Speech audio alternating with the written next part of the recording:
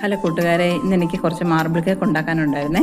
അപ്പോൾ നമുക്കൊരു marble cake ഉണ്ടാക്കുന്നത് എങ്ങനെയാണെന്ന് നോക്കാവേ. അതിനുവേണ്ടി ഒരു ബൗളിലേക്ക് 2.5 കപ്പ് മൈദയും 4 ടേബിൾ സ്പൂൺ പാൽപ്പൊടിയും 1.5 ടീസ്പൂൺ ബേക്കിംഗ് പൗഡറും 1/4 ടീസ്പൂൺ വീതം ബേക്കിംഗ് സോഡയും സോൾട്ടും ഇട്ട് നന്നായിട്ട് അരിച്ചെടുത്തിട്ട് നമ്മൾ നന്നായിട്ട് ഇളക്കി മിക്സ് ചെയ്ത് മാറ്റി വയ്ക്കുക. പിന്നീട് ഒരു ബൗളിലേക്ക് ഒരു 5 മുട്ടയും ഒരു 1/4 ടീസ്പൂൺ വാനില എസൻസും കൂടി ഒഴിച്ച് നന്നായിട്ട് ബീറ്റ് ചെയ്തിട്ട് അതിലേക്ക് 2.5 കപ്പ് പഞ്ചസാര പൊടിച്ചതും കൂടി ഇട്ട് നന്നായിട്ട് ബീറ്റ് ചെയ്യുക.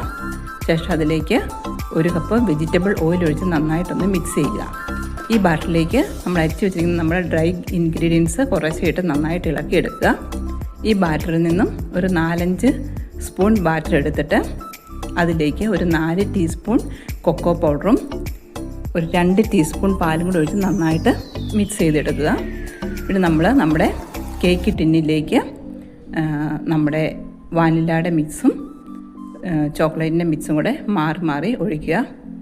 പിന്നെ നമ്മൾ ഈ കേക്ക് ടിൻ നന്നായിട്ട് ടാപ്പ് ചെയ്തതിന് ശേഷം ഒരു സ്ക്യൂറിൽ വെച്ച് നന്നായിട്ടൊന്നും കൂടെ ഒന്ന് മിക്സ് ചെയ്യുക.